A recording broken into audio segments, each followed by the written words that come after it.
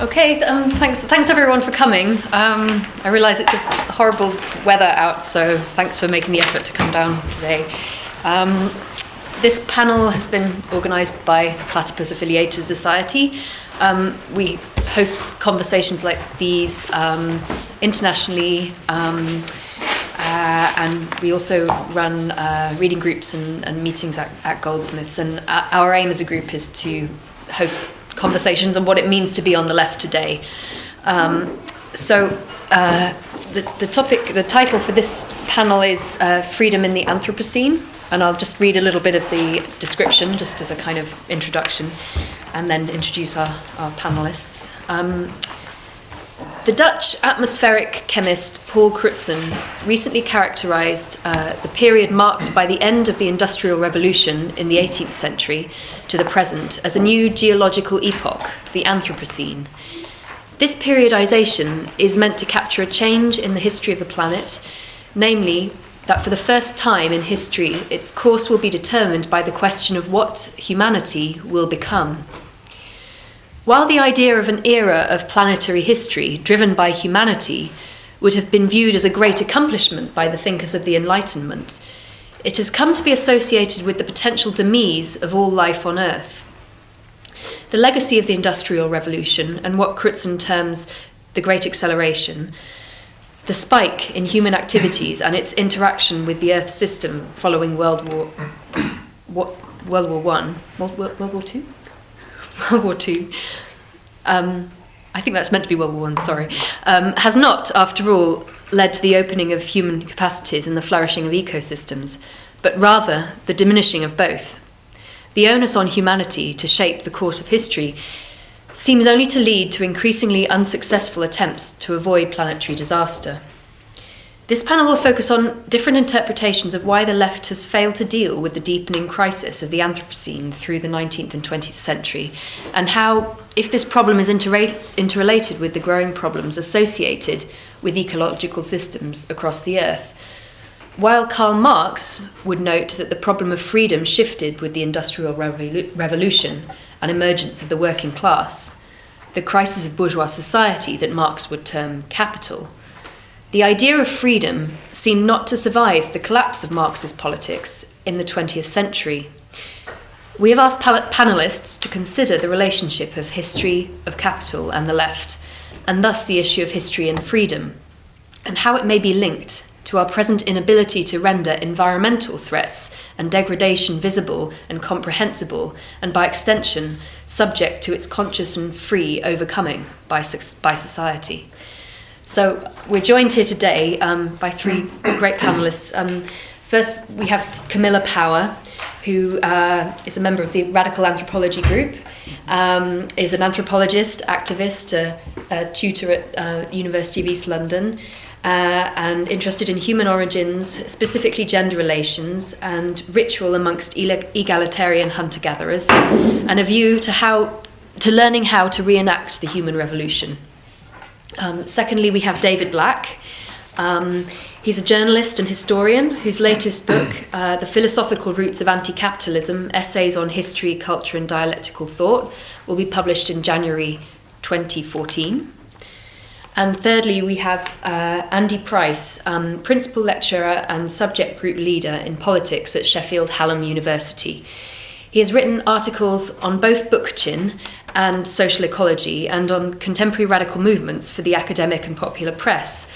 Andy joined Sheffield Hallam in September 2012, following 2 years as Professor of Political Science at St. Louis University in Madrid.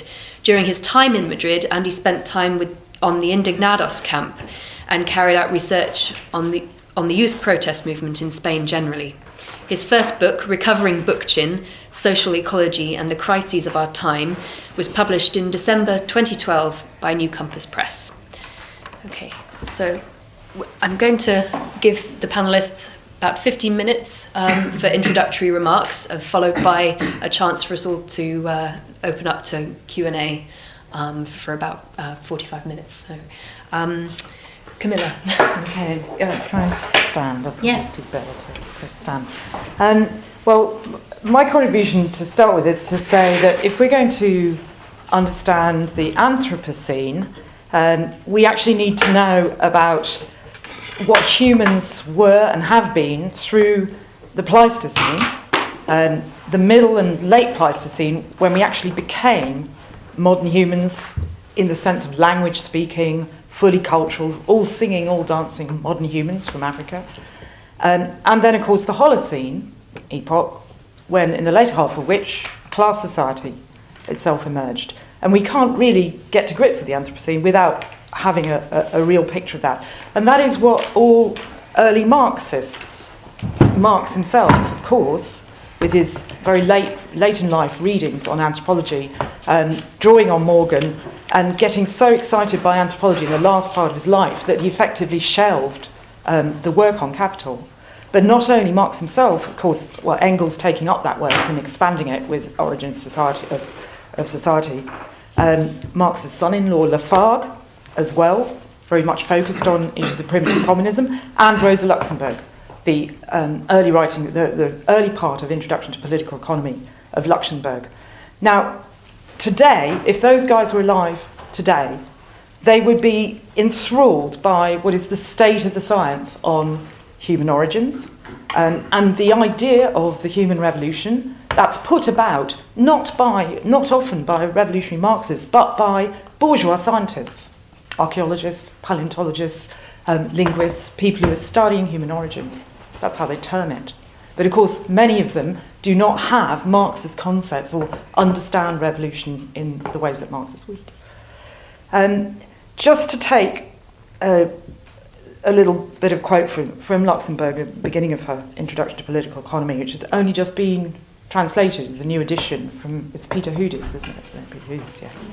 And she says, only by being clear about the specific economic peculiarities of primitive communist society is it possible to grasp with due thoroughness why today's capitalist class society offers for the first time a historical leverage for the realisation of socialism.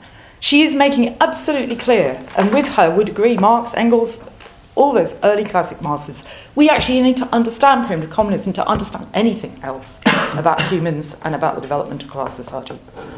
And it should be said that Luxemburg and some of the work that she was putting into Introduction to Political Economy was happening when she was practically in prison in the First World War, but she was drawing on ethnography, for instance, of Aboriginal Australians, as well as South African Bushmen ethnography. That was Spencer and Gillen in Australia was like the cutting-edge material that was available to her at the time. She didn't just rely on Engels and Morgan, Engels' account of Morgan. She went back to Morgan herself. She was even a bit distrustful of Engels to a point that I think was a bit disrespectful.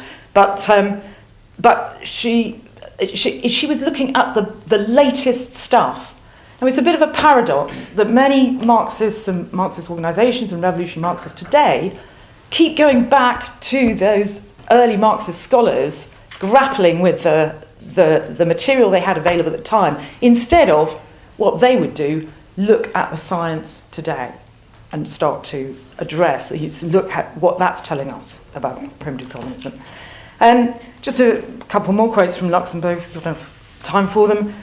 In addressing, she really attacked in the beginning of Introduction to Political Economy the idea that private property was something that was an inevitable and always had been fixation of human beings, of humans, and attacked that idea and addressed and invoked Morgan, Lewis Henry Morgan. Everybody knows who he is, I hope. Does everybody know who's Lewis Henry Morgan? I just want to make sure people do. Maybe not. Shaking your heads. Okay. Lewis Henry Morgan, great American anthropologist, the founder of kinship studies, from his work, particularly amongst the Iroquois Native Americans, with the sort of society drawing with Iroquois informants, and his work in systems of consanguinity and affinity, but particularly ancient society, was the foundation. It drew all of Marx's sort of last energy in his life to try to grapple with what were pre-class formations, pre-class societies, how were they organised, what was the pre-history, rather than assuming all human history was hitherto, all human history has been the history of class struggle. What about prehistory? And what about primitive communism? And Lewis Henry Morgan was the way in. And Lewis Henry Morgan's work was completely seminal, foundational for all of anthropology.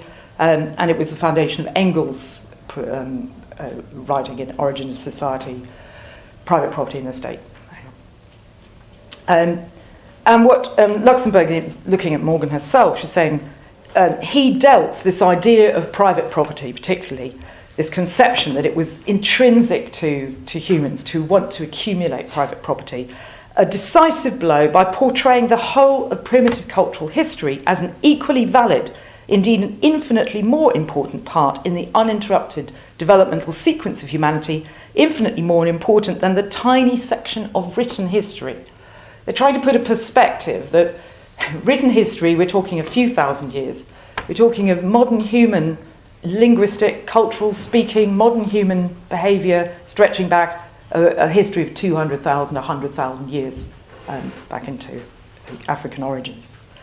And she says, by filling the descriptions savagery, barbarism and civilization for the first time with positive content, these savages and barbarians had astonishing capacities for organisation, capacities for solidarity, capacities for sharing, capacities for managing ecologies and economies.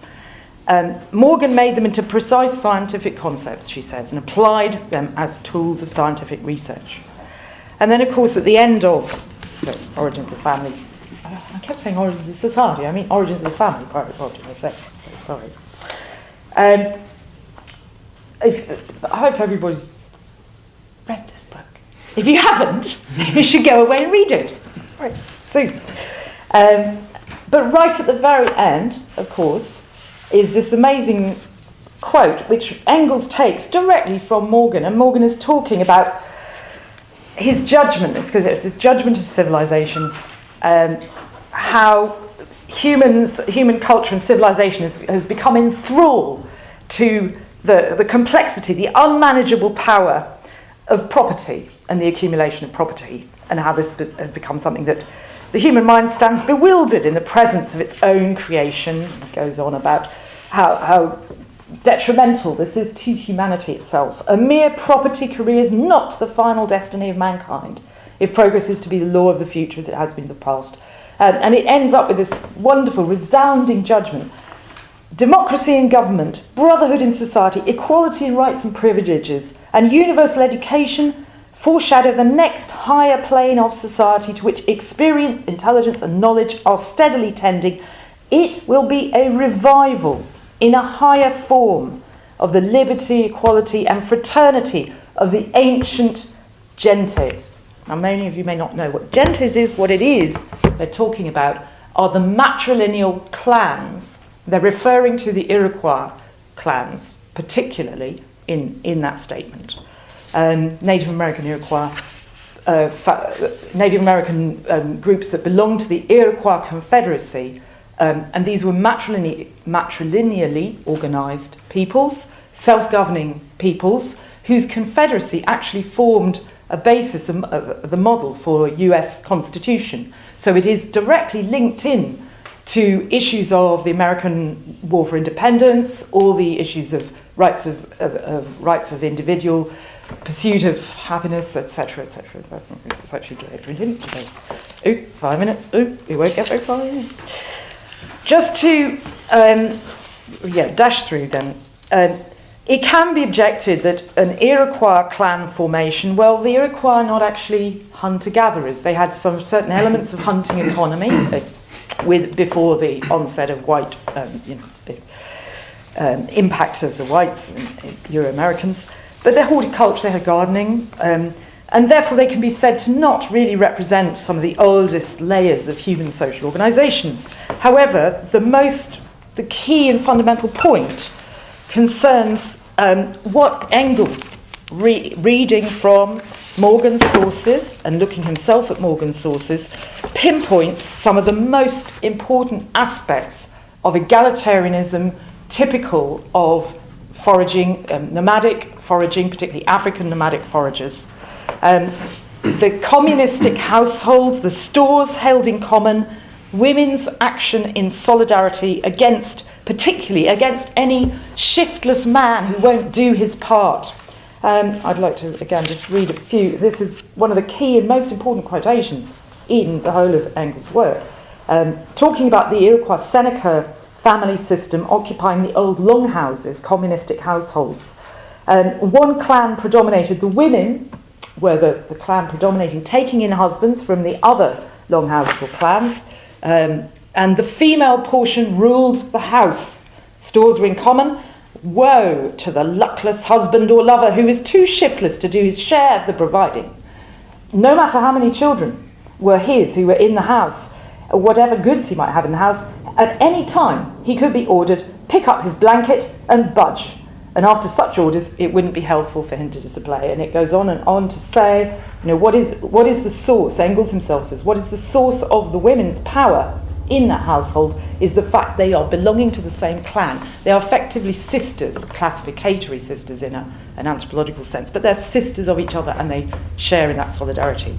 Now, one thing that's very important about Engels, and which Luxemburg rather messed up in her redrawing from Morgan, is that Engels always places gender and gender relations. It is his model for the subsequent emergence of class oppression is gender oppression, fundamentally. And he always places gender relations forefront in the analysis.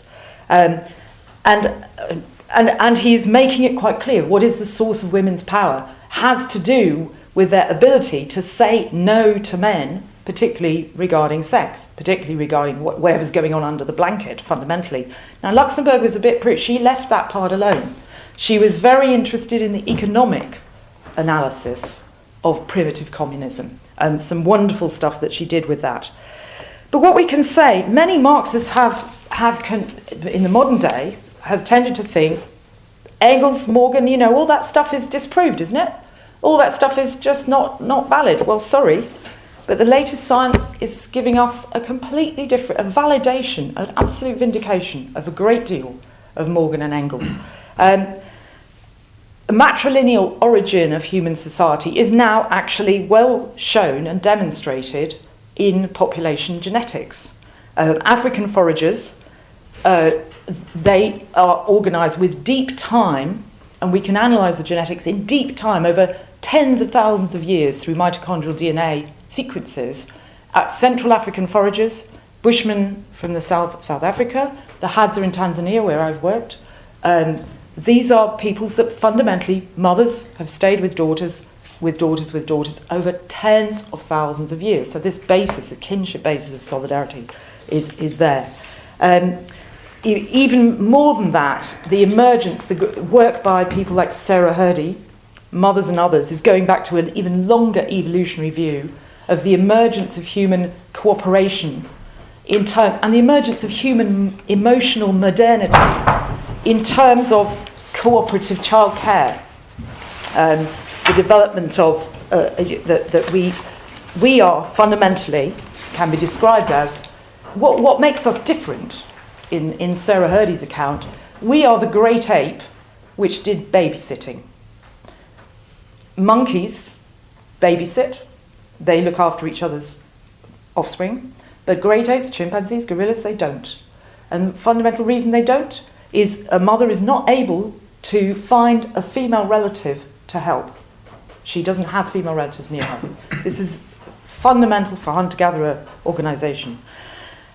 So if we think about non-human primates and the ancestry of where we came from, they're certainly not communists. They're nothing like primitive communists. They don't share. Males are always competitive for sex. Females are also competitive for sex resources.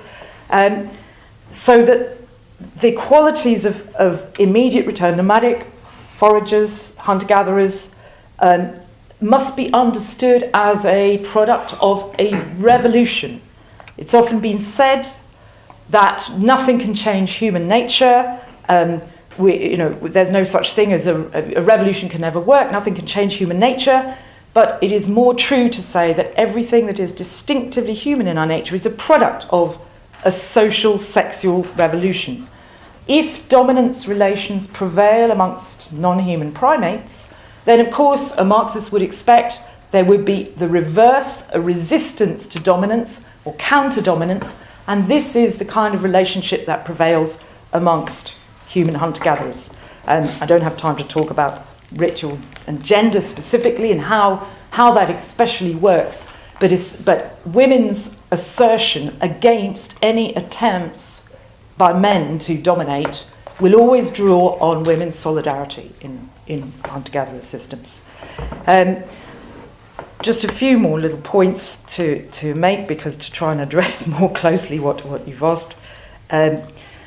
Hunter-gatherer camps are fundamentally machines of a kind of collective childcare, but instead of understanding that means kind of women are placed in the home and in a box in the home, rather it should be seen the other way round, that children and women are right in the centre of the entire social space, and nothing happens without them being in the middle of everything, is the way it works. Egalitarianism amongst hunter-gatherers, we should really, as Marxists, to understand the affairs of primitive communism, hunter-gatherers are complete autonomous individuals, anarchistic, utter experts at egalitarianism, and have been so for tens of thousands of years, ways of maintaining egalitarianism, and they are absolutely communist, with no kind of accumulation of private property. So their societies are examples for solving many of these issues of freedom, individualism, and communism and rejection of accumulation of private property. And their systems of demand sharing are fundamentally, demand sharing means nobody can refuse to give a share of whatever they have more of to anyone else. And this is a fundamental mechanism of egalitarianism. I'll make last two points for the sake of the arguments. Their systems are predicated on the expectation of abundance. We have a world that is abundant with wealth. If everyone shares properly, there is enough for everybody. But without that, of course, the systems, capital systems of private property, the systems of growth itself, is going to create poverty, those without and those with hugely far too much.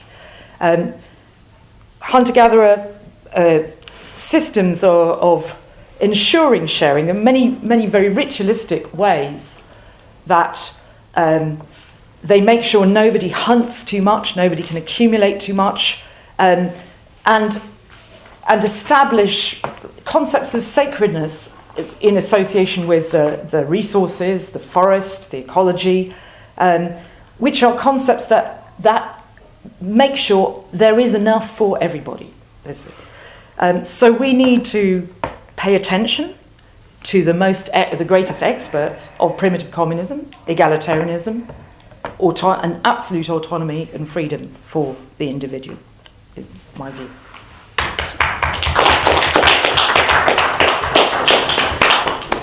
Thanks, Camilla. Thank you. David.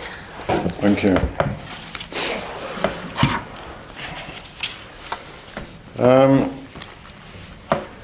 Present-day environmentalists argue that if the primary problem of human survival is the amount of carbon that has been pumped into the air since the middle of the 18th century, then the solution is to get the governments of the world to limit carbon output by whatever means necessary. But if this solution has to rely on this appeal to the biological survival instincts of the ruling classes, who are only, after all, what Marx in a truly Hegelian manner called personifications of capital, then we are all truly doomed, and there'd be no point in having this conversation. Now, if we choose to date the Industrial Revolution from the middle of the 18th century, we can't separate it from the bourgeois revolutions that empowered it into the 19th century and beyond. From the popular overthrow in 1688 of James II by William of Orange to the American Revolution of 1776, the French Revolution of 1789, which saw the birth of truly modern politics, including socialism. In philosophy, Hegel's phenomenology of spirit charts the progress of how consciousness's misunderstanding of itself leads to the revolutionary consciousness, and how this revolutionary consciousness misunderstands itself. Hegel describes spirit in self-estrangement, which is created under Roman law, and as pure culture tries to reform the unreformable lawlessness of feudalism, but ends up having to reform itself in the Reformation. In the Enlightenment, the pure culture of everyday life is portrayed by Diderot in Rameau's Nephew as a rending and tearing of everything by a contemptuous wit conscious of its own distraught and torn condition. In the French Revolution itself, spirit in self-estrangement consumes itself in the absolute terror of absolute freedom. And from the standpoint of the 21st century, it is possible to see this phenomenal culmination of bourgeois revolution coming round again in the form of a modern antinomy, the absolute freedom of the market and the absolute terror of the destruction of the biosphere which civilization and human life depend upon. Now, in 1844, Karl Marx, in one of his critical appropriations and inversions of Hegel's dialectic, points out that in bourgeois society, man lives in the political community where he regards himself as a communal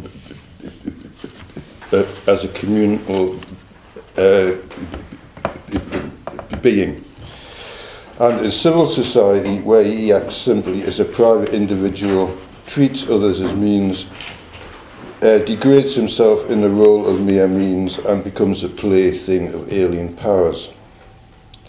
Marx's later examination in Capital of these alien powers shows that individuals, and indeed whole classes of individuals, can be and are made into mere means for the end of a runaway capital accumulation. If capital is the crisis of humanity, as manifested, for example, in the crisis of economical sustainability, then Marx's Hegelian insights have implications for such notions as sustainability and self-sufficiency, as promoted by the environmental left, as well as having implications for notions about social and economic justice, as promoted by the socialist left. If Marx begins with Hegel, Hegel always begins with the Greeks. And according to Rosa Luxemburg, at the moment the Greeks enter history, their situation is that of a disintegrated primitive communism. In that case, communism made its first appearance in philosophy amongst the elite of Plato's Republic at the very time it was being extinguished in its primitive forms throughout the Greek world. The philosopher Aristotle conceived of a social hierarchy of, in top-down order, theory, praxis, and techna, that is, philosophy at the top, activity in action, and techna meaning production. And while philosophy and praxis, together comprise a realm of freedom and have no ends outside themselves, production, performed largely by slaves, has its ends outside of itself. Hegel, in his philosophic conception of the modern post-French Revolution world, attempted to dissolve the barrier which Aristotle put between freedom as praxis and unfreedom as production. Hegel tried to make them two sides of spirit's historical self-objectification united in the concept of free labour. George Lukács argues that Hegel's approach to history flows in the direction of historical materialism. Lukács sees Hegel, however, as failing to show that history-making spirit, i.e. objective society, emerging as the actual driving force, the motor of history. Lukács sees the flow towards materialism as blocked by Hegel's idealist comprehension of history as internalizing recollection. He sees in Hegel a self-annulment of history that is nothing other than the supersession of the forms of objective reality so created and their reintegration into the subject. As Lukács does not wish to see the historical objectivity of the process annulled by a mystified subject whose goal was inherent from the very outset, he argues that alienation can only be overcome through the true realization of externalization, i.e. through a change in consciousness by means of revolutionary will acting in accordance with objective conditions. Lukács sees externalization and self-estrangement as a process that characterizes human alienation in capitalist modernity. However, according to Gillian Rose, in Hegel's phenomenology, this new form of consciousness which denies the whole order, not just part of it, and is perpetually reformed or inverted, is called alienated spirit. Thus, the idea that Hegel equated alienation with externalization in general is fundamentally mistaken. Alienated spirit is a specific determination of spirit which does not characterize the modern period. The problems of alienated labour under capitalism are not those of alienated spirit in pre-capitalist society. In terms of philosophy of history, Marx counterposes to Hegel's dialectic of self-consciousness and consciousness the dialectic of labouring humanity. Hegel was unable to see the commodity fetishism in industrial production which the class struggles of the 19th century were to illuminate for Marx. Therefore, it is hardly surprising that Hegel conflated modern abstract labour with labour as praxis. But whereas Hegel is accused by Lukács of collapsing his insights on externalization into an idealist reconciliation with bourgeois society, Lukács himself could be accused of the opposite error of resolving Hegel's insight into his own vulgar materialism, vanguardism, and 50 years of capitulation to Stalinism. In 1914, as the socialist movement embraced the barbarities of the imperialist war, Lenin read Hegel's absolute idea in the science of logic as representing the unity of theory and practice through the will to assimilate nature. Lenin read Hegel's absolute idea as the objective truth of the concept, which is man, and man as in itself its own other, as nature independent of man. Lenin's objective truth can be seen as the subjective objective conditions for revolution, i.e. nature independent of man. That is, man's own other can be seen as the social and productive resources deemed necessary for building a new society. But if Lenin had read a bit further, he would have seen that Hegel tells us that the absolute idea contains the highest opposition within itself, which necessitates further development within the concrete totality. At the end of Hegel's philosophy of spirit, the third part of his Encyclopedia of Philosophical Sciences, philosophy as absolute spirit looks back at itself as a result, not only of the preceding moments of art and religion, but also as the totality of the three parts of the encyclopedia: logic, nature, and finite spirit. The philosopher Alfredo Ferrarin explains that while the essence of the theoretical idea is to unveil nature's true being and contemplation, the practical idea, whose essence is to assimilate externality, gives rise to the violent subjugation of nature as non-being. Farron suggests that if we can realise Hegel's proposal to overcome this contradiction, then we will stop treating nature as an enemy to be colonised or as an externality to unveil. Rather, once nature is understood as a living whole and as a concept in itself, spirit will comprehend nature in its own inner foundation and at the same time put an end to the bad infinity of exploitation of nature through work. Hegel appropriated Aristotle's concept of energia as representing an actualization of a potency originally immanent in the process, for his own conception of the dialectical historical process of finding a world presupposed before us, generating a world as our own, creation, and gaining freedom from it and within it.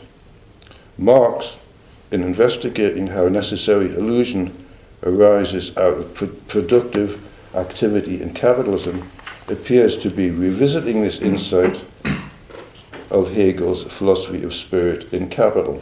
In the third volume of Capital, Marx says that in the Greek city-state, as in primitive communism, it is the actual community and its conditions that presents itself as the basis of production. Its reproduction of this community being production's final purpose. The relations of production in the city-state are contrasted not only with feudalism, where the forms of domination appear openly as the motive power of feudal servitude, but also with capitalism, which is characterized by economic mystification. Marx's use of the terms community and final purpose indicates that he is engaging with the view of Aristotle on the teleological relation of praxis and production in the polis, the city-state. Marx, like Aristotle, conceives of a society with no end outside itself. The difference is that whereas for the Greeks, such as Aristotle, the self-sufficient community of the polis was a community of free men ruling over a class of slaves and women, for Marx, socialism and communism would be a self-sufficient entity of human power as its own end. That is, in the words of August Blanqui, whom he much admired, a republic without helots. Thank you.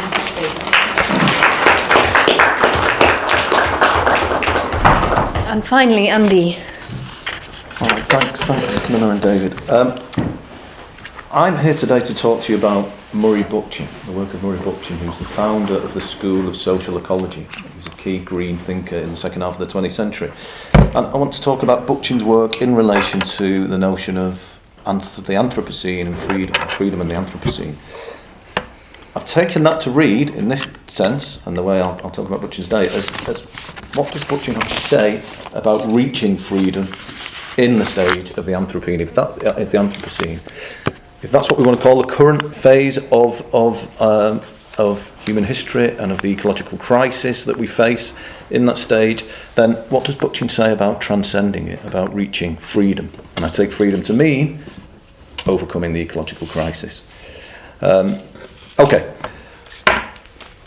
In talking about Bookchin's work and his response to that question, we also touch upon how Bookchin argues that other key theme of today, that the left has failed somehow in dealing with ecological collapse, or the threat of ecological collapse. Okay, to do this then, two things to take into consideration when we think about Bookchin and freedom widely conceived, political freedom, ecological freedom if you like. The first is Bookchin's view of ecology, his eco-philosophy.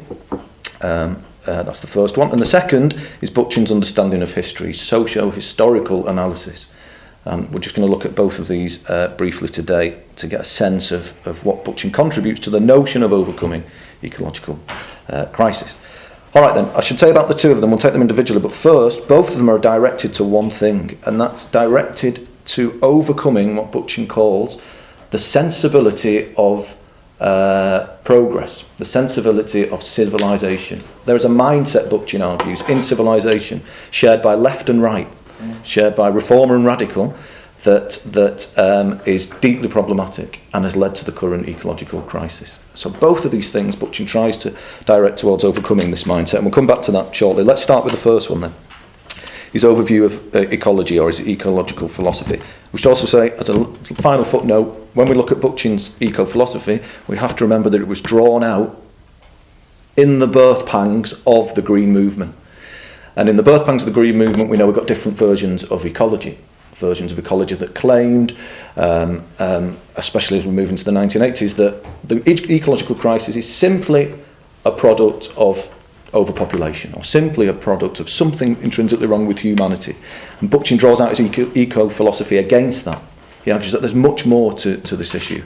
And hopefully you'll see that as we go through. Okay, so what does he tell us about ecology? Well, he tells us about evolution, first off. That in evolution there is a thrust. And he calls his theory of evolution, his eco-philosophy, a philosophical naturalism. That's a philosophy of nature. A natural dialectic, he calls it. He calls for an ecological dialectic in other parts. And he argues that if you look at evolution as a whole, there is a dialectic unfolding of a particular characteristic. And that characteristic is a striving for consciousness. Nothing too new or controversial in that. He argues, however, that if you look at the science of ecology, it points to, even in the most rudimentary form, an increasing complication of life. In that increasing complication of life, in ecosystems, as ecosystems become more complex, different forms of life get different evolutionary pathways open to them. Bookchin calls this, even at its most basic level, a dim element of choice. So an ecosystem becomes more complex, even the most simple life forms are faced with a dim element of choice. There are different evolutionary paths they can go down. Okay. From that very dim element of choice, Bookchin argues, if you look at the history of ecological diversification and complication, you ultimately end up with consciousness, okay, making huge leaps forward, consciousness, and ultimately freedom. And we'll come back to how he explains freedom shortly. So in that increased complexity and diversity, as life forms develop, although there is antagonism and conflict, although there is contradictions in that dialectical unfolding of evolution, overall there is a striving towards freedom and consciousness. And again, we'll come back to freedom. And he posits this against the idea of individual life forms being the most important things in evolution. So the classic notion of evolution, survival of the fittest, competition, Bookchin posits against that yes, those things do exist, but taken as a whole, ecosystems prove that they become increasingly more complex and more successful through that complexification. This dim element of choice that then leads up to consciousness and freedom, Bookchin then uses to describe evolution as one of a process of participation and differentiation. So individual life forms participate increasingly in more complex ecosystems. Okay, so what does this mean for us when thinking about Bookchin and freedom? Taken as a whole, he argues that this evolutionary process, this striving of the natural world, gives us one nature with two differentiations. One nature with two differentiations. Those two differentiations are first nature and second nature. So non-human nature being first nature, the natural world, including humanity, by the way, and second nature being human societies. And those human societies are this end product of this increasing complexification in the natural world. Okay, so one differentiation, or one nature, two differentiations, first and second nature. Okay, why is this important? Okay, well, first and foremost, this first and second nature is important in the 1980s as Bookchin tries to argue against the idea that there's something wrong with humanity that gives us the ecological crisis.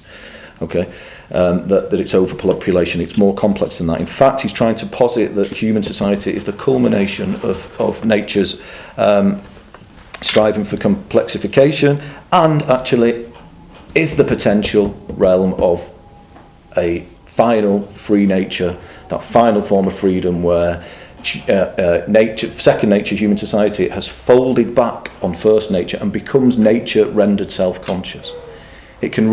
nature can realise itself through humanity and through human societies, and realise its central driving forces, and can create an ecological harmonious society.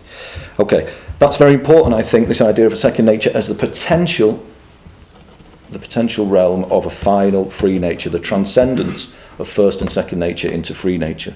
It's important when we think about the Anthropocene, because although things look bad in terms of ecological crisis, Bookchin never gives up on the fact that human society, no matter what form it takes, is the only realm for remedy. And we're not just talking about the reduction of numbers or the reduction of productive capabilities. It is the realm, the potential realm of transcending the problematic relationship between second nature and first nature. All right then.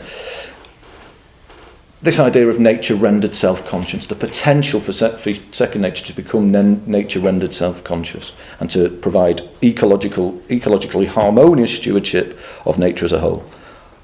Okay, when we get to this point then, we come to our second key element that we're going to look at for Bookchin today, and that's his notion of social history. Because if Bookchin's correct, and there is a striving in nature that all life forms are involved in, that brings second nature and first nature together, then the obvious question is, what went wrong? Okay, why has that potentiality not been fulfilled? What went wrong? Why did we slip off the potential as human societies to be this idea of nature rendered self-conscious? Well, it should be remembered here in Bookchin's ecological work that one of his most famous leitmotifs, one of his most famous statements, if you like, was that all ecological problems are first and foremost social problems.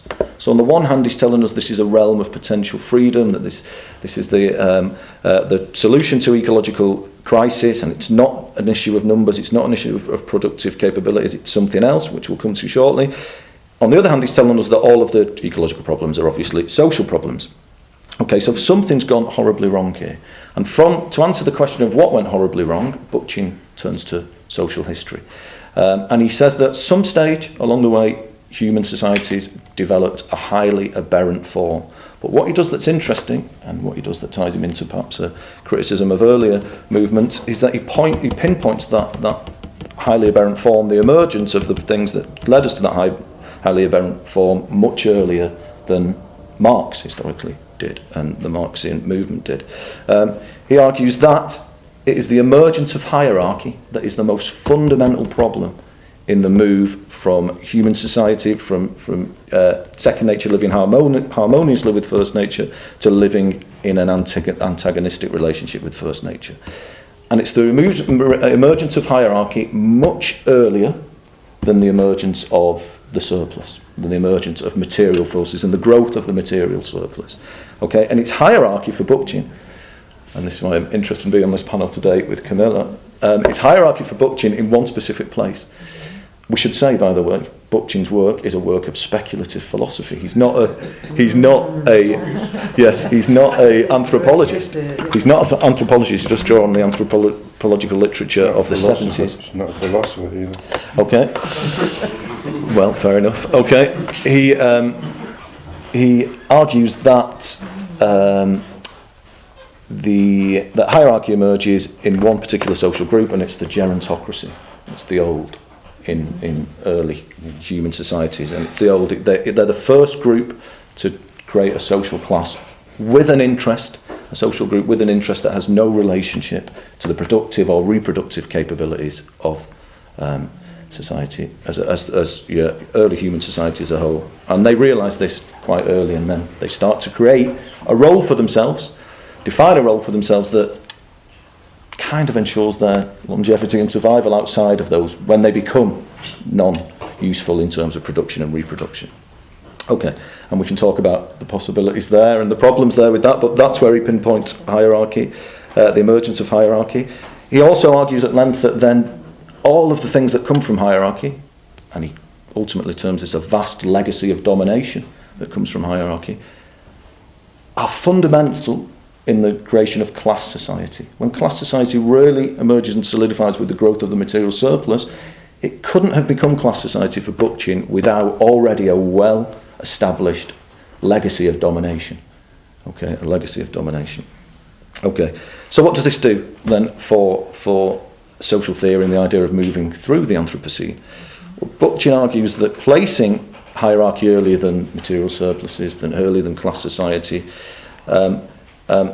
challenges one of the fundamental and shared principles of most 19th century social thought and social thought, even as we move into the 20th century. And that's the idea that in the move to civilization and modernity, which obviously meant a growing surplus, growing control of natural forces, there was a natural byproduct of the domination of man by man. And it was, of course, mostly meant domination of man by man. Okay?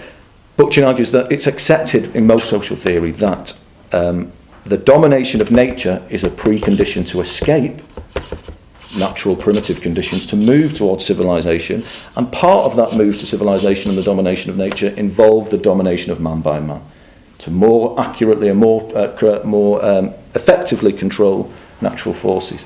Bookchin argues that almost in all social thoughts accepts that this is the Janus-faced reality of social development, that the emergence of classes, the control of the surplus by one class to dominate the other and produce more, is one of the Janus-faced realities of social development. Bookchin argues that if you think about the emergence of hierarchy before this, if you place it earlier in human history, then all of a sudden that doesn't become a byproduct anymore. The idea of man dominating man is something else than just an accepted condition of the move to modernity. He argues that actually the idea of man dominating man is the reason, and this is the fundamental point when we talk about Bookchin and the Anthropocene and moving through it, the idea of humanity dominating humanity, it emerges first in human history and then is projected onto the natural world. The idea of humanity dominating humanity allows us to conceive in the first place of the idea of class society being a necessary byproduct of the move through civilization, and it gives us a real fundamental, much more than an economic interpretation of our relationship to the natural world. Our relationship to the natural world is one of domination. It is the controlling of the wild forces and of a wild, untamed nature. If the domination of a wild, untamed nature is absolutely key to humanity moving through civilization, then Bookchin argues we're doomed from the outset, because we will always and forever have an antagonistic relationship to the natural world. His whole philosophy is an attempt to try and reverse that, to understand that if we want to deal with the ecological crisis and the relationship of society to the natural world, then we have to think about the emergence of hierarchy on a much more fundamental level than perhaps movements and theories before Bookchin had done. So, okay, the move through the Anthropocene then. If Bookchin's right and hierarchy and domination emerge between humans first, okay, if they emerge between humans first, he argues that then necessitates a much more fundamental understanding of why society today is so antagonistic to the natural world. And it requires an understanding that's much more than productive capabilities, much more than economics, much more than class. It's much more than capitalism. We cannot really explain why human society is so damaging to the natural world by solely looking at these things, by looking at capitalism, by looking at class. It's about something much more deeper. It's about a subjectivity. And it's this mindset that I raised at the beginning. He says there's a sensibility of progress, that the move to progress necessitates the controlling of nature. The controlling of nature necessitates the controlling of each other. Bookchin tries to reverse that by talking about hierarchy emerging much earlier. Okay, thank you very much. I think perhaps I might allow maybe 1.5 minutes to 2 minutes for panellists to respond to each other, because it feels like there's less. If people don't mind, I think that would be quite helpful, just to kind of develop the conversation a bit. Okay. I'll go first. very, very interesting to hear that account of Bookchin. And like I said, I'm frowning as an anthropologist and thinking about hierarchies, gerontocracy. Well, there are a few Chris is shaking his head there. There are a few interesting points about it, because he's probably referring to material, perhaps Australian Aboriginal material. It would be, wouldn't it? Papua New Guinea, possibly as well. But the gerontocracies that arise in that very ritualised secret society initiation gerontocracies, for one thing, they are in Aboriginal Australia particularly is in a situation of real resource stress, or historically with Aboriginal Australian culture, comparative to, say, African foragers who've retained big game hunting into very, very recent times. And so that has placed a very different complexion on Aboriginal Australia, and indeed created certain hierarchies that would not be found in more egalitarian African foragers. So it is a very interesting viewpoint. And the other thing that could be said is the intense importance of ritual in bringing these hierarchies into bear. Ritual is what made us human, and I'm thinking when listening to you about a particular anthropologist, Roy Rappaport, who also spoke very much about humanity as that reflective, conscious part of all of nature, and that is how we have evolved and how we've emerged. And of course, for foragers, for hunter-gatherers, the reflective consciousness is of themselves as part of nature and not of being separated. So, just to make one point quickly, is as hierarchies with surpluses or accumulations and inequalities emerge, the language of ritual and the way that ritual and the syntax and organisation of ritual preserves an extraordinary conservatism, but of course what happens is it becomes taken over by, yes, men and yes, older men. And to some extent that may be occurring before we have class formations. That is true, that it may have to some extent a driving force. Just on the subject of Engels, you mentioned Rosa's slightly different take or disagreements with Engels. In this point, it doesn't really relate to human origins as such. It's just that Rosa says that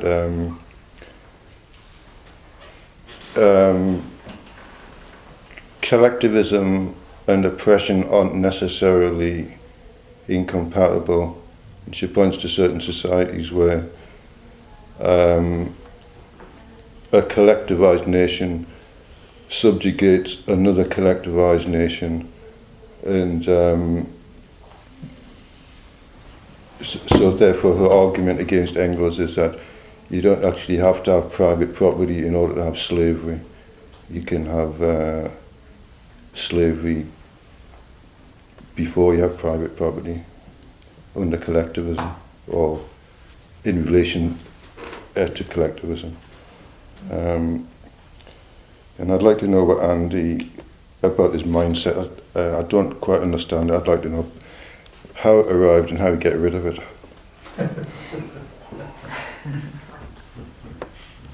Yeah. Do you want me to answer that now? Or? Sure. Well, let me say something about, and let me just pick on something that Camilla said. You said, I noted down, you said that human revolution as a bourgeois science. Even amongst bourgeois scientists, they'll talk about it. Yeah. And you mean the notion of revolution full stop, or human revolution referring to what? To the emergence of modern humans with symbolic culture suddenly exploding across the face of the earth, and suddenly there's something there that wasn't there before in the archaeology even 10,000, 20,000 years earlier. Yeah, so that's something special happening. They will refer to it, yeah. Okay, and how did that relate to your the idea that there was a need to understand primitive communism then? Is that as a way to get around that bourgeois scientific notion of human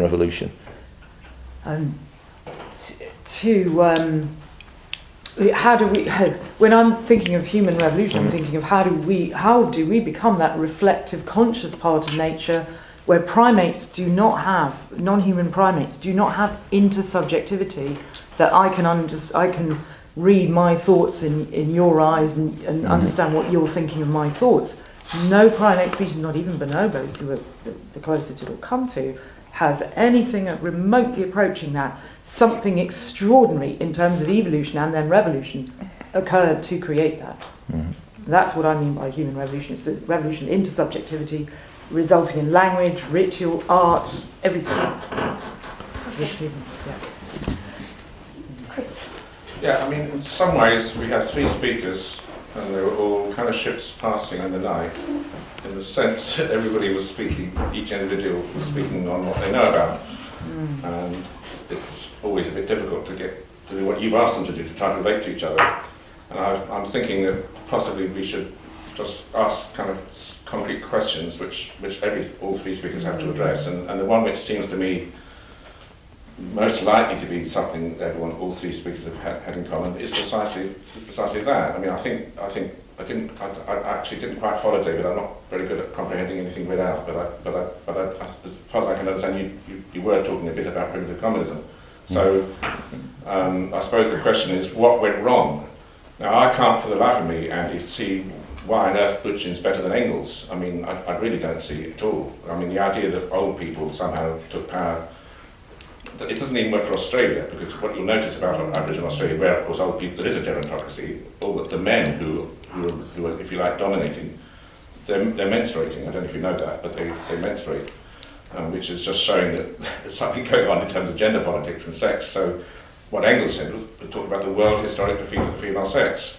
So I'm just saying that seemed to me far more convincing, that when men start taking over from women, then of course it tends to be older men taking over, not over from women, but also monopolising those women, as in Australia, and then making sexual access to those women by younger men, dependent on good behaviour by those younger men.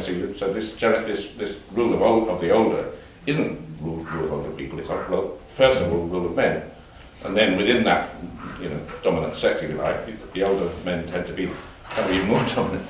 So I don't at all think that Bookchin's ideas are an improvement on Engels. I don't at all think that. But anyway, I mean, maybe that issue is at least one question which all three speakers can kind of address. And I will say just that to me it is astonishing the extent to which scientists, the Marxists today, don't do what Marx and Engels and Luxemburg did. So what they did was go to science, the latest cutting-edge science. They didn't look to other kind of gurus. They looked to like science. And it seems to me, if we didn't have climate science, you wouldn't even know there was an ecological crisis. I mean, I can't tell there's too much carbon dioxide in the atmosphere. I'm all right. I like warm air. I prefer to be warm rather than cold. I mean, without the scientific community telling us this is danger, alarm bells ringing, the entire planet could be tipping over into a runaway effect like the Venus effect, where we end up just too hot for anything to live on. We wouldn't know that without the scientists. So why on earth are today's Marxists not doing what Marx and Engels did, which is put science first? As science comes first, real science, genuine science. Engels said the more ruthlessly, disinterestedly science proceeds, the more it harmonises with the interests of the working class. It's not like tailoring science to fit some political project, but science itself, they thought autonomous collectivism is the only internationalist, collectivist, genuinely accountable form of knowledge. It's intrinsically radical. Put that first. Why are we doing that? I just don't understand it. Thanks. I'll take one more question. I guess I also recognize the way in which the presentations, the talks were very, very different from each other, and trying to get to a way in which you can speak to each other and make this a productive conversation for all of us. First is just, I guess, 2 to perhaps 3 very basic questions that you could answer. One is the era of the Anthropocene, as defined as the era, I believe, of humanity's domination of nature. An era that has brought on more freedoms for humanity, or not, and if yes, of what kind. But second, then, the other sort of big is the way in which you understand the problem of freedom in the present under the Anthropocene? And yeah, those are mine. How do you understand one, whether or not there is freedom in the Anthropocene, and new earth freedoms in the Anthropocene, and whether what is actually within the conditions of the Anthropocene making it difficult to sort of achieve a wider freedom as we understand it, socialist and communist society. Okay. Shall I go maybe in the opposite direction for a change? Okay. Does the Anthropocene bring more freedoms? Well, all right. I'll give you the Bookchin answer first, perhaps. Of course, the Anthropocene, the move to where we are today, has brought more freedoms on an individual level. It's undeniable. Individual freedoms, of course, for a certain percentage of the population. However, the ultimate freedom that Bookchin is referring to when he talks about trying to undo our version of social history that social classes emerge and domination is a natural byproduct of the move to more individual freedoms, if you like, then the ultimate freedom is a transcendence of the Anthropocene, isn't it? It's a transcendence of the Anthropocene. The ultimate freedom of domination of human by human and of domination of nature by humanity is, as far as I've understood it, the transcendence of the Anthropocene. It's a critique that Bookchin claims is larger than a critique of capitalism, as I mentioned earlier. It's not just about a particular system. It's about overcoming this aberrant, these wayward forms that society has developed, in some way returning, dare I say it, and I'll tell you why it's a problem today in relation to Bookchin, to a more genuine social settlement. Okay. Why is that a problem to say to Bookchin? Well, Bookchin spent his life drawing out his philosophy against deep ecology, which claimed that the only true solution to the ecological crisis, the only true end, the only true way to bring about genuine freedom for humanity and for every other species is for humanity to return to a state of nature, to return to one knot in the biospherical web, the notion of ecocentrism. That humanity has no more right to impinge on the rights or direct social forms or steward nature in any way. That is the deep ecology version of the ultimate freedom. And this is why I think Bookchin's interesting as a green thinker, again, as a green philosopher, that he argues that the emergence of the Anthropocene and all of its attendant problems is what he calls the vast legacy of domination. And that legacy of domination is material, but it's also ideological. It's also about how we've internalised domination, command, obedience. Okay? But at the same time, of course, it's still the potential realm of overcoming that. And it's the potential realm of overcoming that. To deny that, as deep ecology did, to misunderstand the full extent of that, as Marx did for Bookchin, the idea that we can frame this around a battle over class, or we can frame this around subjects like the proletariat, is to miss the massive, huge subjective realities of people's lives and how we have internalised command, obedience and domination. So even if there are freedoms and we feel we are free, and certain percentage of the global population feels they are free, we've still internalised these forms of command and obedience, this legacy of domination. There is a legacy of freedom, just to finish on that point, that Bookchin argues is the flip side. The legacy of freedom are the eruptions of ideas like Marxism, are the eruptions of revolutions. Okay? All of them, by the time we get to Bookchin's writing, have failed because they've not addressed how wide-reaching hierarchy is on a subjective level as well as material level. David, do you have anything to... Yeah, I would say that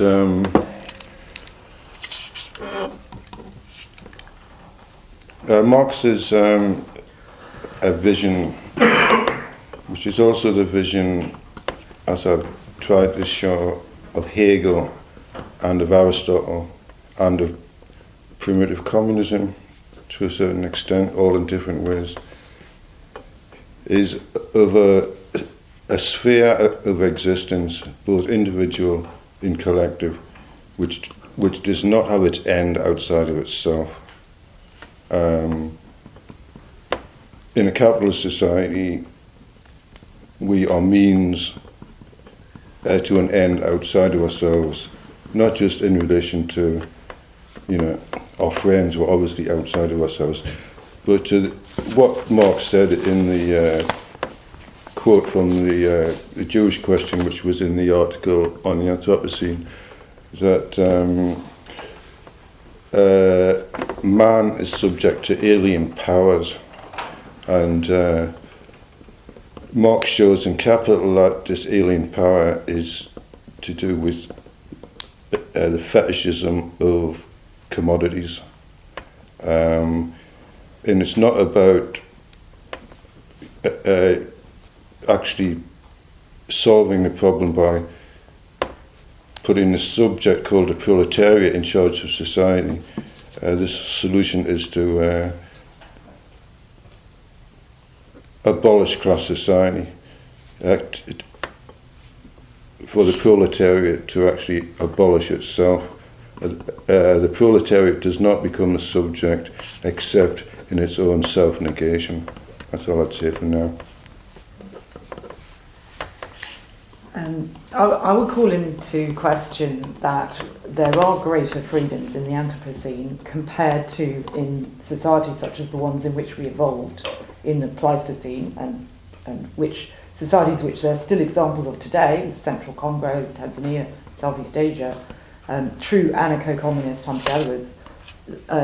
In such societies, no one has any ability to tell anyone else what to do.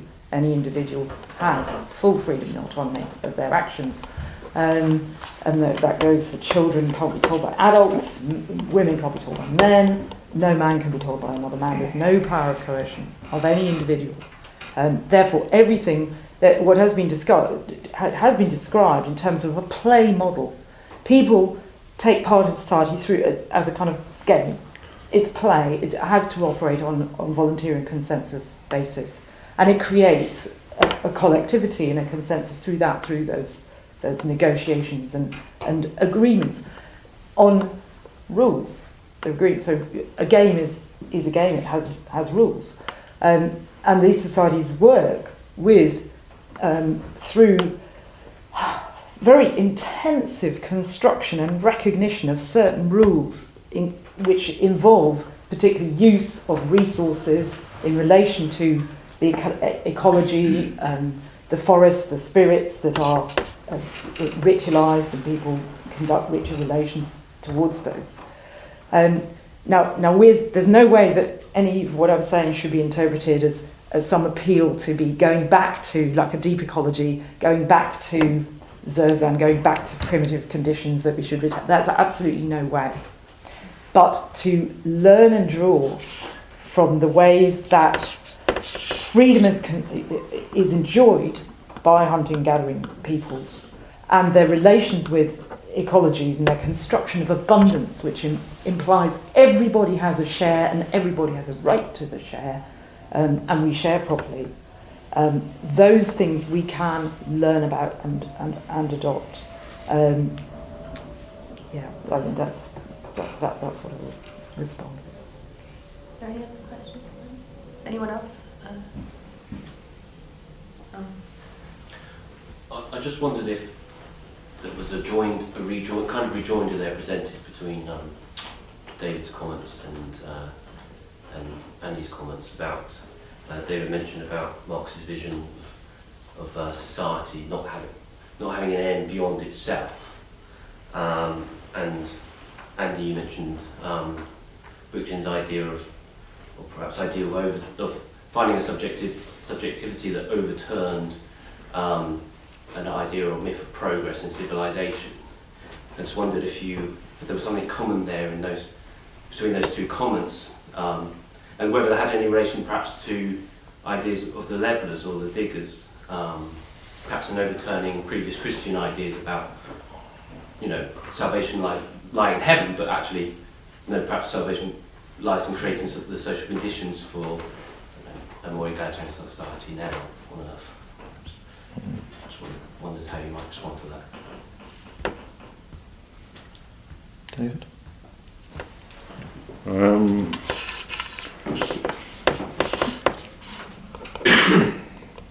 As regards the levelers,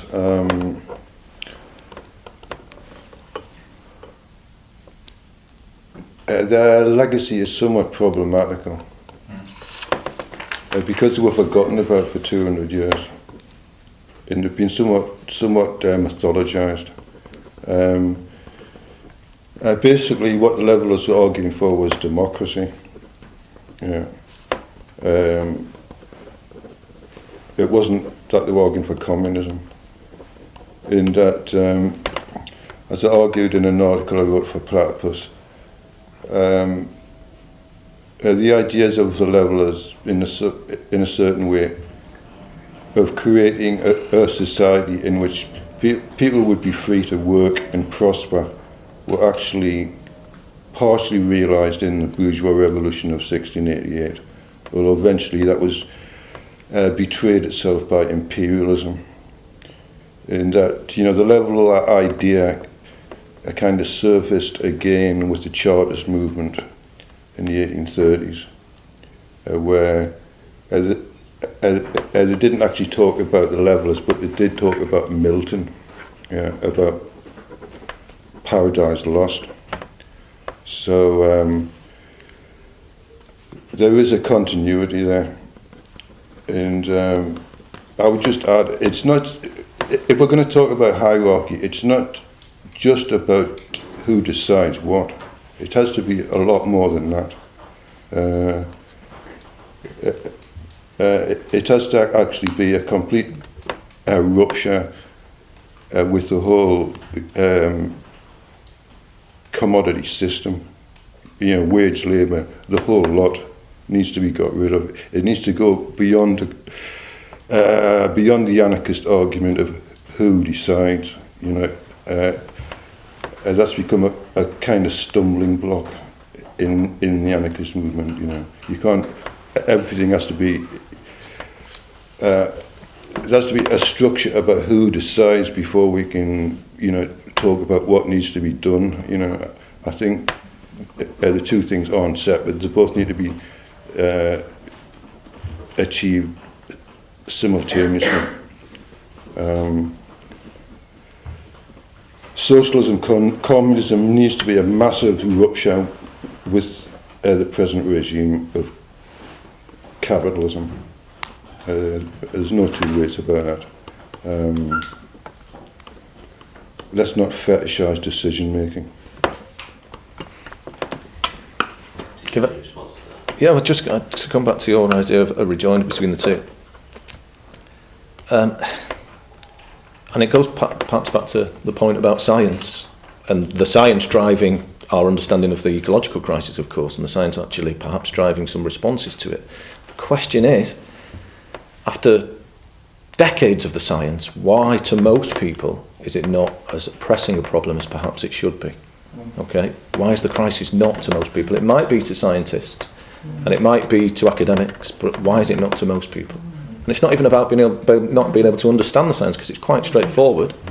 It's quite straightforward. Could I just say something on that? In 2007, someone sent me an email, 100 months to save the planet. Yeah. And it was supposedly based on scientific evidence that from 2007 onwards we had 100 months. That means about another 2 years left. And I think if that is the way the scientists are working, I think that's irresponsible. Well, it's bullshit. Should we let Andy continue? I mean, that's a different argument. That's not necessarily a scientific project, the 100-month campaign. It's a political project. based on science. Well, Based on science. Hang on. Okay. Do you want to finish your influenced point? by the science, perhaps. Just to go back to that point, okay, so why is there not a much more wider scale reaction to it? And this is the idea of being rejoined with what David was saying about Engels and Marx, and the idea that there is nothing outside of society except society itself. Right, well, again, to return to Bookchin's claims here, the reason there isn't a wider scale reaction to it, the reason there isn't wider scale uproar at the science, is because of the ingrained nature of hierarchy as a mindset. And it's not whether hierarchy exists ultimately in the gerontocracy. It's not ultimately whether it even emerged in there. It's about when and where it emerged. And up until now, for somebody like Bookchin, the argument is that nobody's truly dealt with the existence on the micro level of command, obedience, of the mindset of command and obedience amongst humans and between humanity and the natural world. And his attempt is an attempt to bring down the analysis, if you like, to a real micro individual level. Sorry. Do we have any strong persuasive evidence of when the hierarchy actually emerged? No. Yes, we do. No, sorry, in Bookchin. I thought you meant in Bookchin. Sorry, I thought you meant in Bookchin. No, you don't. Yeah.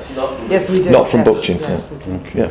Could you elaborate? Yes, could you elaborate? I feel like it's a bit hazy in these discussions in terms of the origins. No, I'd be delighted to elaborate on that. Maybe we could yeah. do that later, but there's a question over there and there's a question over here, so I'm going to take two questions. A lot of the debate sounds like, can we identify the weekend on which the fall of man happened? You know, it's a bit like, I'm not quite sure what you do with the schema, whether or not you agree on a fairly mechanical reading of Engels, or the Bible, or Murray Bookchin. I'm not, I come back to Dave's point, really. The question seems to be, why call it the Anthropocene when it's really the Capitalocene? And then why extrapolate from that a notion that sounds like middle management almost? I think the point you're making about why aren't people feeling the pressing weight of these things and doing something about it is, well, because we don't have any power. You know what I mean? The reason people do feel, concerned about the fact that their city may be destroyed in 20 years or 100 days, etc., etc. But the naturalisation of capital as a natural force, as part of ecology, it's like the wind, it's like an earthquake, it's like a natural force. That, the dominance of that in terms of popular belief is complete. It has to be at the centre of the thing. It's all very well asking for people to go off and do science. Well, very, very few people can. It's understanding, I think, the crisis of the left in terms of its displacement from popularising the ideas that have come out tonight. That's a pressing issue to me. Capitalism is a natural order. It's part of the ecology of the way people experience the world. It's a natural process, like rivers rising. And I just wondered it's the absence of power that seems to me to be the central, obvious thing that all three of the speakers could agree on, perhaps, whether they do or not. Actually, I'll get people to respond to that. No? Oh, anyone who wants to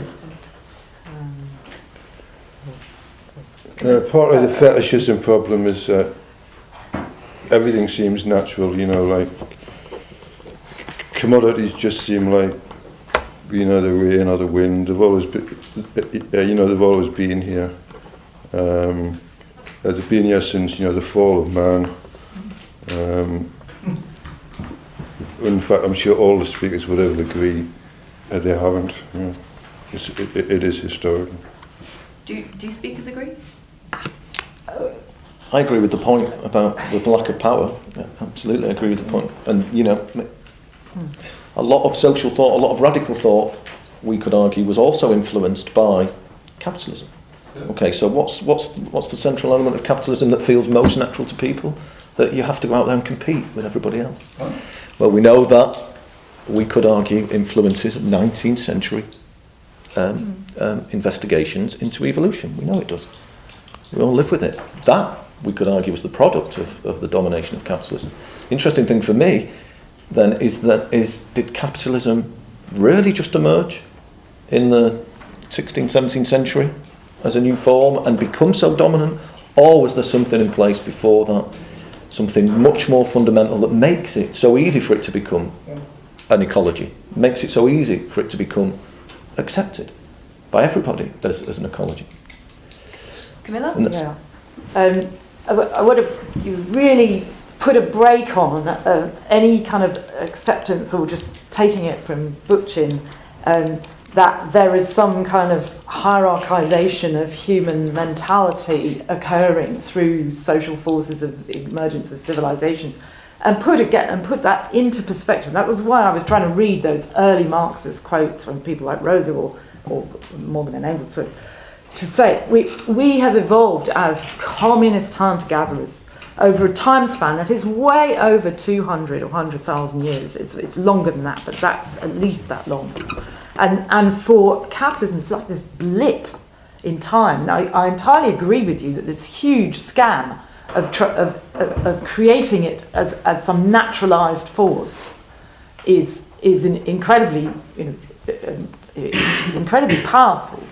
But we need to keep a perspective that the Industrial Revolution comprises 8 or 10 generations of humans, and where we're talking about human species of 10,000 and more generations in which we have lived as anarcho-communists. And our mentality, our psychology is profoundly shaped by that. Now, we're also primates. And because we're also primates do a whole lot of competing. We are the supreme Machiavellian intelligent primate. We're the supreme political animal, if we were to take a kind of Aristotle, and therefore we're always we're always looking for the hustle and the main chance. But we are really selected to compete through cooperation. And so there's this intense dialectic, and in the modern forms of Darwinism, called selfish gene forms of Darwinism, the beauty of the dialectic with the selfish gene is actually the science of solidarity to try and explain the emergence of cooperative, for higher levels of cooperation than the gene levels. And we, as humans, have emerged with the absolutely the most sophisticated forms of cooperation, which entail the use of language, cooperation amongst strangers. No other species on Earth is capable of this, as much as we are capable of destruction as well.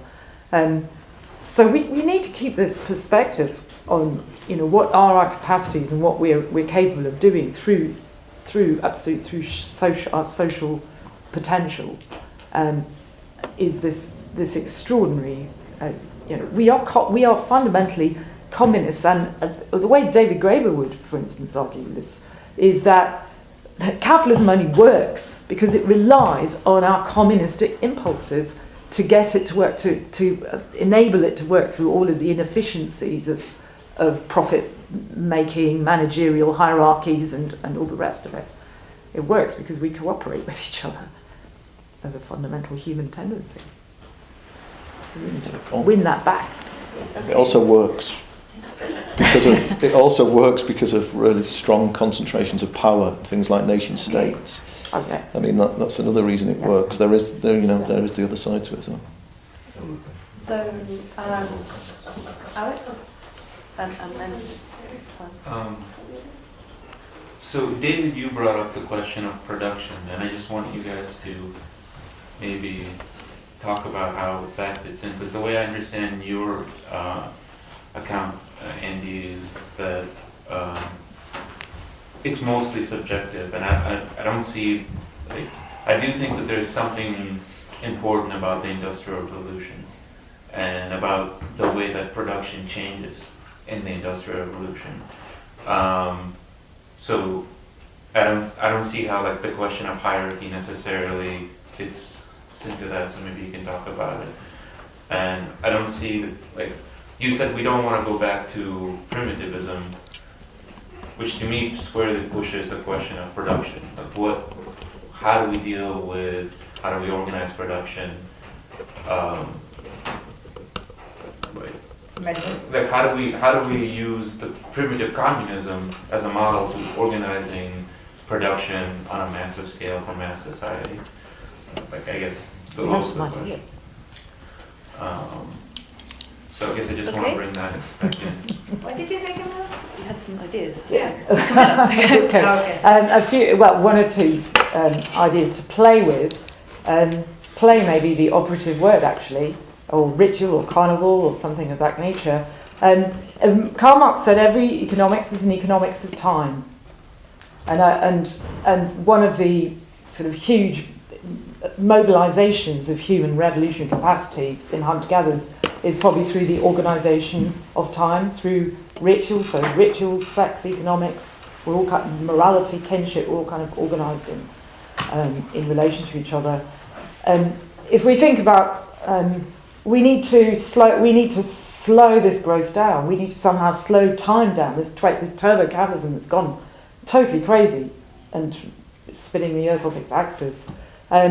Put time in half. What hunter-gatherers did, they took time in half. They do it by the moon, waxing, waning moon. And you take half the time is our time, and then maybe half the time is, okay, let the capitalists have it back. And then do your revolution again, right? We'll have this half for us, which is a constant revolutionary uprising against hierarchy, against the powers, against the... and that economics of time would mean you would spread around, distribute to more people, instead of having half of a population who are doing far too much work and being yoked to the capitalist treadmill, and half the population regarded as surplus and unable to. Well, you'd be able to spread all that around. That's one view. We have a name for it. We call it lunarchy. Andy? Oh, okay. Let's go back to Alex's question. For the idea of it all being subjective, I hope I didn't put that across, because it's not just about it being a subjective force. It's not about society becoming ecologically destructive because of subjectivities alone. Material forces are, of course, important, and the growth of material surpluses are absolutely essential to understanding how we got to this point. The only thing that Bookchin tries to do in his work is say, okay, material forces are important, the growth of material surpluses, various revolutions in productive forces are important, but if we base a revolutionary project on overcoming them and them alone, and not the subjectivities, then we're still going to be doomed to failure. So to put it really simply, if you got rid of capitalist forms of production, I thought you were showing me 2 minutes then, sorry. Capitalist forms of production, you could still have a society based on hierarchy and a society that's ecologically destructive. It's about something much more. It's about the material forces, but it's a replay, or Bookchin tries to re-stress the importance of how subjective hierarchy is. Okay, to give you an example, he talks about the idea of the state, and we talked about the state, and okay, we talk about this long history, human history, and it's really important. By the way, Bookchin politically is an anarchist. He calls for anarchist forms of organisation.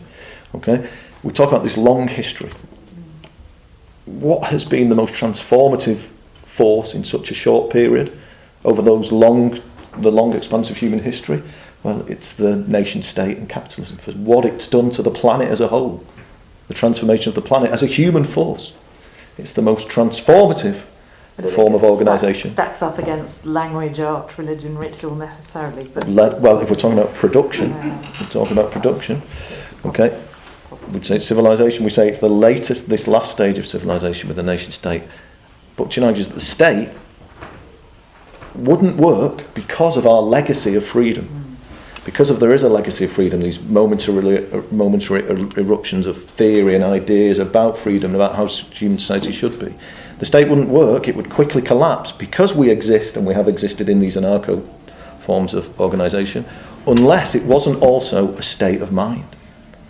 And that's kind of what he's trying to point towards, that it's a state of mind. The idea of domination, the ability to dominate, the ability to be dominated, is a state of mind that doesn't get addressed in social and political movements. And that's his main point, I think, on the subjectivity. Simon, did you have a... Yeah, Chris is right. This is sort of like ships passing in the night, because we're being sold 3 different rhetorical approaches about the truth of what we're trying to address in this debate, and it's really symptomatic of the left in this country, where we've got 57 varieties of socialists and Marxists and communists arguing out dusty tomes of texts which were written by dead Russians, instead of actually concentrating on modern-day science, which is, I've got some sympathy with Camilla in terms of population genetics and the implications of that, that and what Angel said, which can reinvigorate what dead Russians said. But so we have, we've got Camilla who's talking about, we ought to have primitive communism, so we ought to get back to that idea on a higher level. We've got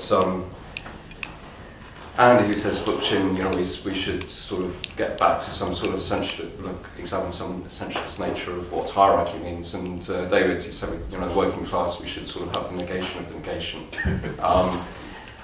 And then you sort of, we've just had 2 tornadoes, massive weather events in the Philippines and the US. And David says we should be arguing about who decides. We're actually here, sitting inside this room, talking, and we're not actually out there doing something about it. I said the recognition is that we're in this room together, but we haven't got an idea about how we join our forces to actually move forward. And that's a question I just want to ask the 3 panelists. So, how do we actually move forward from this situation about who decides, or who decides the truth, essentially, about how we move forward? So. Can I just slightly develop that? There was something that I thought you were all agreeing on, but now I'm just not quite sure, which is, can we overcome the ecological crisis without overcoming capitalism, or do we have to overcome capitalism? Do you all agree that we have to overcome capitalism? It's in the process of overcoming capitalism. Yeah, we've got to overthrow capitalism regularly. You say it regularly. David says. So then there seems to be a question of then how we overcome capitalism. Well, Andy just made a point about the state. He said, I think you were saying, the problem is the state. Was that your point? Not entirely. I was talking about the state as a state of mind as well. I mean, the state is... I'm talking about the state, police, army, courts. I don't think there's any way to communism through the state.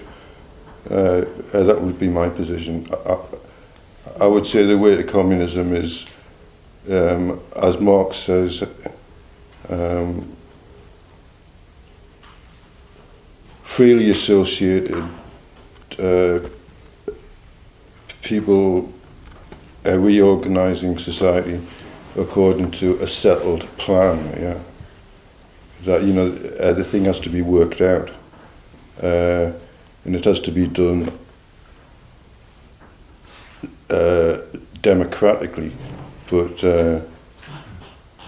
I don't think you can use the existing state. If your state of mind means a state of mind that says smash the state, then I know what you're talking about. I don't think you can. The state, understanding that the state is a state of mind isn't to say that it's somehow useful in overcoming the ecological crisis. Overcoming the ecological crisis, if that's what I think you're pointing towards. Well, in these kind of discussions, you can't really do much more than offer reflections on ways of thinking that might help us understand why we're in the Anthropocene, why we can't transcend it, why we've not transcended it yet. If you want to talk about how you move forward, then that is a different question. That's a question about a political project. What must the political project be? Well, it might go back to the point that we were discussing earlier, and the point that you made as well. The political project must somehow empower those people who are disempowered. Must somehow empower them. In what way would you empower them? Well, you empower them by giving them a stake in social decision making. You empower them. Who's going to give them? How does it do it? How do you do that? That's the question. How do you do it? You can't be given. Give people power. They take. No. They take it. Yeah. So how would you do that then? This is the question. How would you organise that? How would you organise? Would it be in local forms of... Yeah, it would be in local forms of organisation, in local reinvigorations of citizenship, in suddenly making the connection for individuals between where they live, their practices, and the ecological crisis. Where they live, their practices, and their impacts on the ecological crisis. Their stewardship, if you like, of their own local resources and areas. But that's a political project. That's different to asking for reflections on the notion of the Anthropocene and freedom. It's an important question, but it's a separate one. A separate one, but that's what we're talking about, right? How can it be separate? I don't understand. Okay, well... Did you have something more, David, you wanted to develop, and then I'll ask Camilla to come in? I think if a problem is the Anthropocene, I don't think you can solve that problem by, purely a local activist project. I think, you need I hate to say it, a global fucking strategy, because it's a seriously big problem.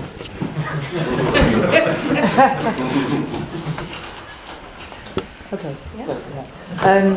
I'm struck by one of the things that Andy raised about this paradox that we can get the information from science and be aware of just how desperate the situation is, and yet so many people are in denial and don't seem to care, although at the back of their minds they probably do very much, but the idea that we can do anything about it is kind of beyond them. And yet these are people who have children and will have grandchildren, and what are they thinking about is going to be happening to the world where their grandchildren are living.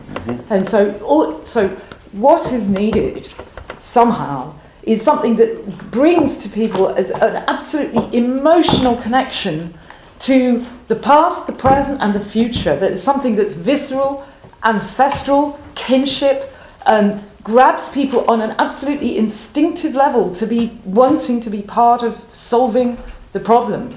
And it's absolutely evident states are nowhere in solving this problem. The borders in space are completely barriers to solving this problem, because we've got a whole globe to work out. Being rooted in your own home soil may be part of the ways to solving the problem.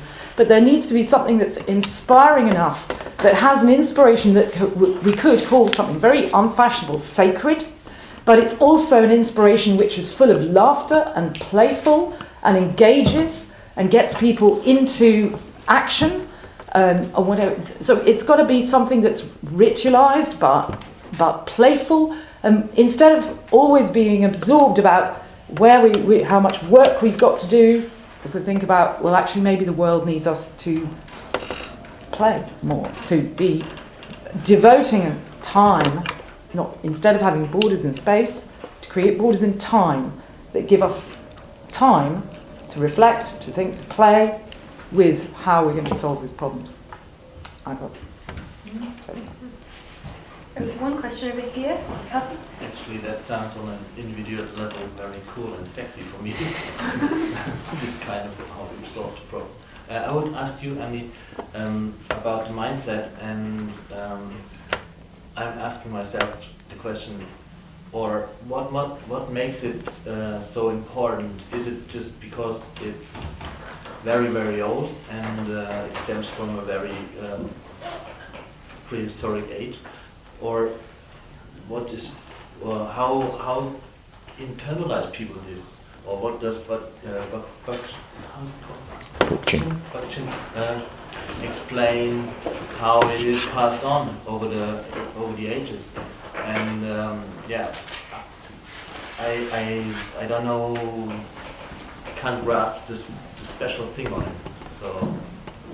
Okay, well, perhaps the best way to think about it is that, he was trying to draw out a philosophy that addressed some of the issues that or a political theory, a version of history that addressed some of the issues that he thought were left unaddressed in the Marxian schematic, in the whole overall Marxist programme. And that is the subjectivities of individuals in society, how people accept rule and command outside of strict economic classes, how you expect rule and command outside of the state, how people have been, I mean, and it ties back to the idea of what Camilla's saying, of reinvigorating the local, somehow reinvigorating people and play and ritual and their connections to each other. Well, it's the same kind of thing. The critique here Bookchin is offering is that if you offer a big global project, as David said, to the masses to overcome the ecological crisis, they're never going to take it. And it takes us back to your point, they're not going to take given power. It doesn't mean that much. It's as remote as the state itself. However, it's quite a passive position in a entrenched hierarchy, that it's someone else's business. That's probably the best that would happen if you had a global project. Well, it's somebody else's job. It's not my job. It's their job up there. Again, hierarchy. Okay. It's a critique of that kind of movement, an objectification of a large social movement. We know the Marxist model. We don't have to go into details. And it's an argument that says, actually, if you really want to change people's relationship to the ecological crisis, people's understanding of it, and people's understanding of their own place in it, then we have to go back and start with those individual subjectivities. We have to build a project, in fact, a political project on those subjectivities. How does that manifest itself? Goes back to the question, it's another detailed question. It manifests itself in local, direct democratic forms that reinvigorate the notion of empowered citizenship. But that's all he says. It's not because, do you know the Frankfurt School or the they made a lot of efforts how to try to understand why people behave very irrational and really, or why it came to such a event like the National Socialism in Germany, something like this. They've used Freud, and they are really on a subjective level, and they use also the Marxian theory to understand it. And for me, Bookchin is just on the surface of that. Just stating that is just posing a riddle, but that's it. And I don't get the special meaning of this, what I want to say. Yeah, it's a fair criticism, I think. What's interesting here is the Frankfurt School in relation to Bookchin, because they inherited the notion of proletarian false consciousness from Lukács, as far as I can tell. And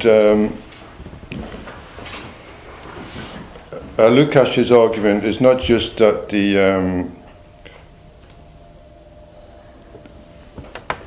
that there was these reformist workers, as opposed to the Revolutionary Party. Often, the reformist workers think of themselves as revolutionaries who are opposed to the true Revolutionary Party, and so therefore Lukács ends up with this. He has to make the vanguard party as the Dirk's ex machina.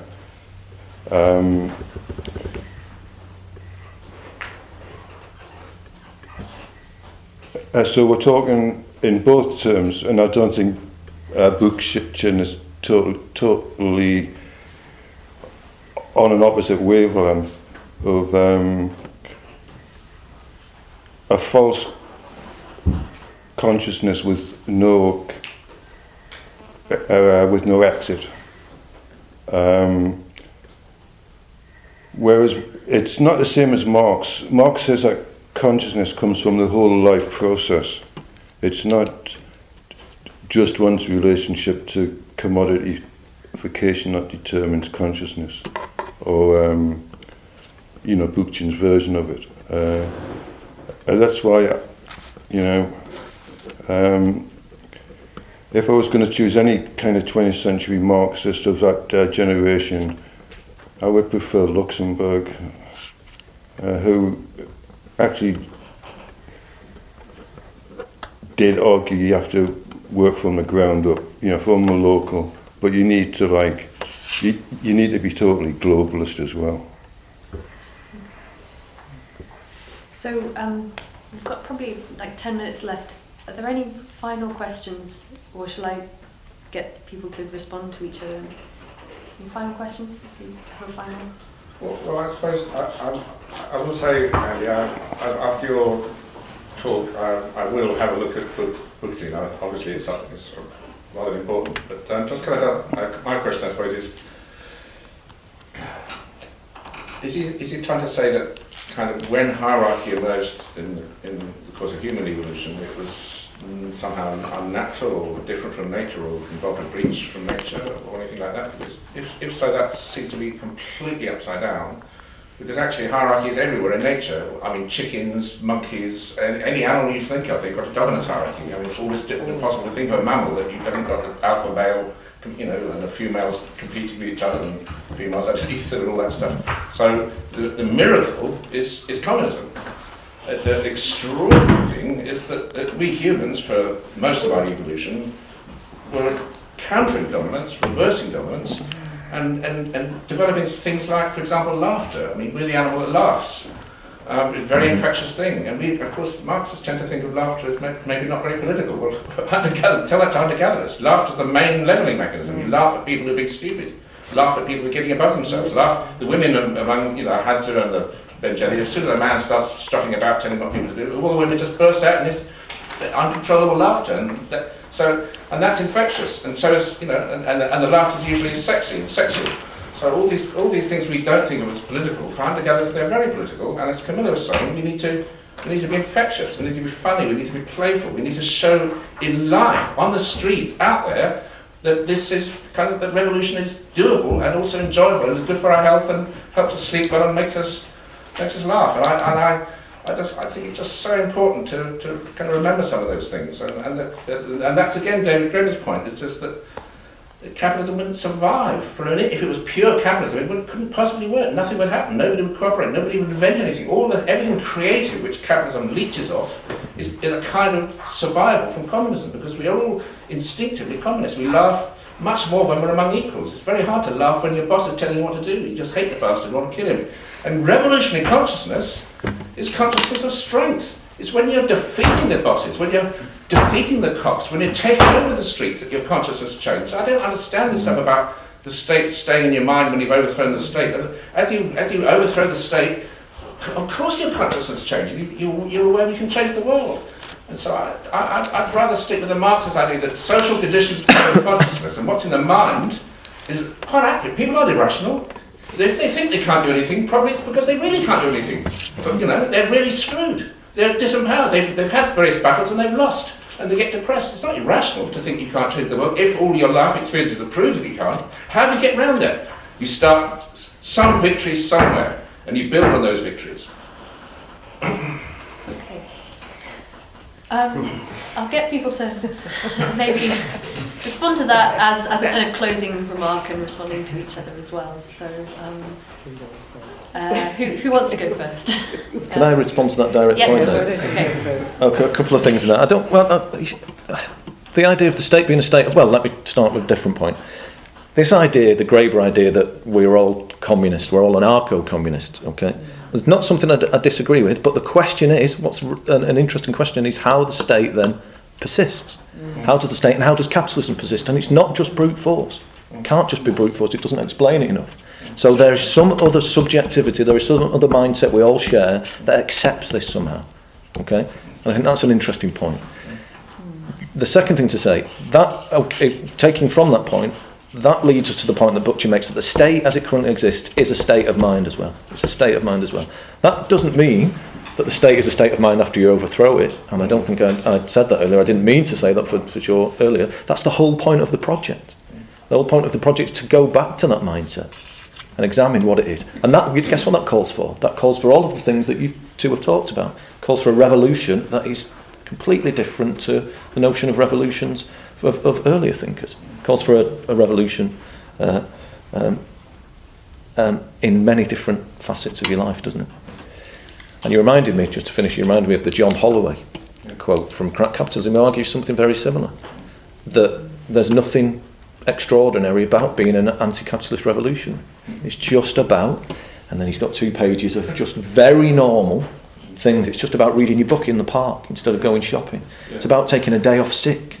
It's about starting a reading group at a university. There's nothing special about it. It's not one big moment of take to the street and smash the state. It's something else.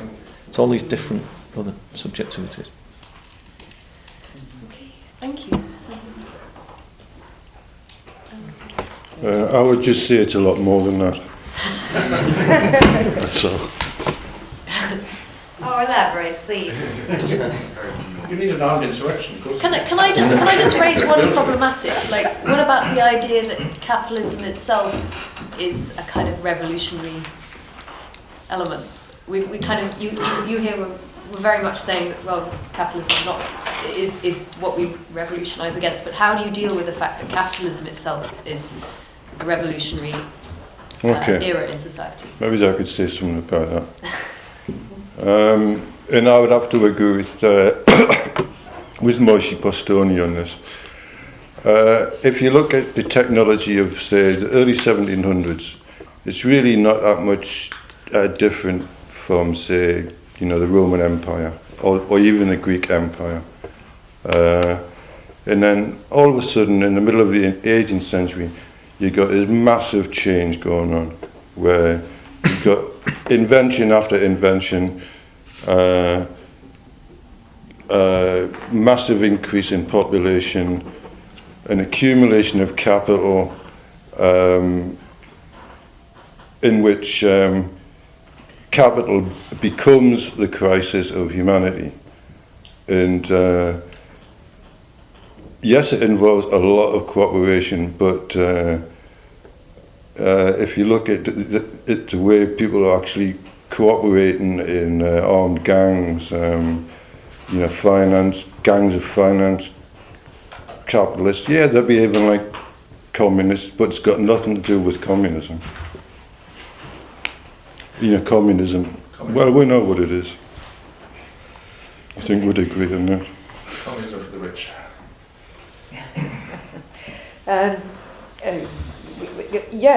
Capitalism produces enormous potential for humanity and the scientific advances that have gone along with these last 200 years of industrial technology and so forth, in terms of advances in terms of health, advances in terms of medicine, advances in terms of just how much food is available and so forth. Of course, it's true, and this is something that is there for us to grab on. If we think of all the great inventions of capitalism, above all, for instance, the internet, these are mechanisms and technologies and things for us to grab hold of, to grab back to those that they belong to. We need to. We have to have revolutionary overthrow of those capitalism to take hold of it, to bring it to the people who need it, and the most basic mechanism from a hunter-gatherer perspective is that we demand share. We do not allow the greedy capitalists who are leeching off all the productivity and all the creativity that has come from people, ordinary people. How can we let these bastards take all the riches? We just can't do this. So, yeah, we've got to be able to use capitalism for humanity and for the planet. All right. Thank you very much.